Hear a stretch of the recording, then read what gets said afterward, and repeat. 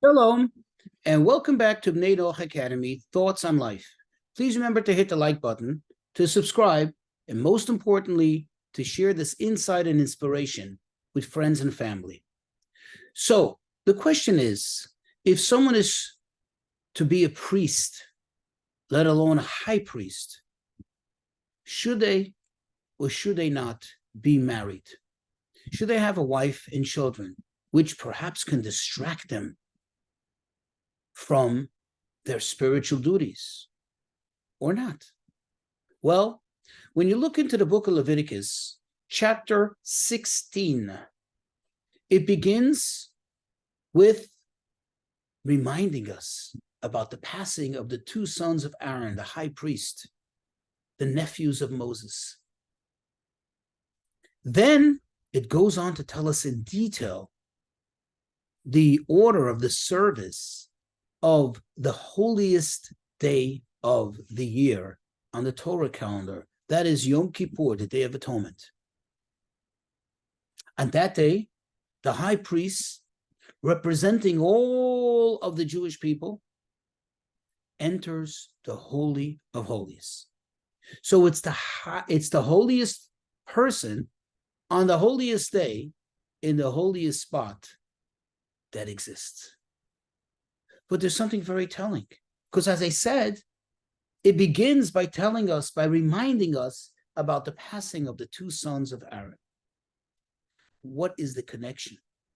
Well, the sages of the Talmud explain, as we can see, where it describes how they passed away in the original narrative. Right after that, the Torah says to Aaron and to the priests, it warns them not to be disconnected from reality. And it expresses it in a means of do not go in intoxicated.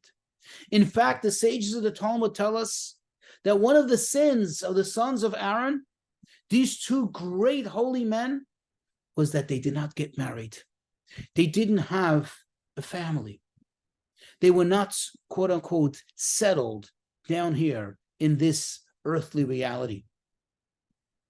In fact, if you look in chapter 16, verse 6, in describing what the high priest is meant to accomplish, what he is meant to do on this holiest of days, it says he should offer the offering of atonement that is to him, and he should atone for himself, ba'ado, for himself on his behalf, and for his household. Who is this household? Is it his servants? The pool boy? The gardener? No. The sages tell us, Beito zu ishto. His, quote, house, his household, this is, quote, his wife. In order for the high priest to be eligible, to be suitable, to meet the criteria of serving as high priest, he has to be married. He has to have a spouse. In fact, there is even an opinion in the Talmud that he has to have a second wife lined up, meaning he has to be married to more than one woman. This is in a time when it was permissible. Why? In case his wife dies. And then suddenly he'll be rendered unfit to do the service on this highest and holiest day of the year. His opinion is actually not discounted, but is dismissed with the argument, quote, if that's the case, then there's no end to it. In other words, if you're concerned about that, then maybe the second one will die too. In other words, we don't plan for the unexpected.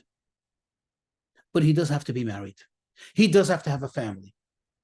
And again, this is the connection. And this is why the Torah reminds us, as it introduces the service of Yom Kippur, of this holiest day of the year, the Day of Atonement, that the two sons of Aaron, they died because they were not connected to reality.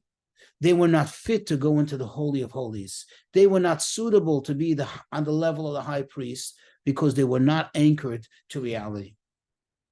This is God's world. Not only is the holiness, not only is the lofty spiritual connected to God, But in fact, and perhaps even more, what seems to be the lowly, mundane, material world, that is the ultimate purpose of creation. That is what God wants us to be involved with. And that's why we are involved in it. Most of our time goes away for that. Most of our time is consumed by earning a living, by making the means in order for us to live, by living, by taking care of our bodily needs, and only a very little amount of time is left for, quote, those holy matters. Is that a mistake? Is that a fluke? Is that a failure of God's plan? No, that is God's plan. And therefore, one who wants to be a high priest cannot be removed from that reality. In some other religions, perhaps the suggestion is, and perhaps it's very logical on a purely intellectual, logical basis. If you want to be closer to God, you have to distance yourself from the world. You have to remove yourself from the mundane, starting with not having any distractions of spouse, of family, of wife, children. You have to be totally dedicated to the holies. But here is what the Torah tells us. This is God's message. In order for you to be truly connected to me, in order for you to serve as a priest for me, representing everyone else, you need to be connected to reality, because that is the ultimate sign of fulfilling the purpose of creation, of why we're here. We're not here to just soar up to the spirit, but we're here to bring the spirit down here and permeate the world with God's spiritual energy. Make the world a place of holiness.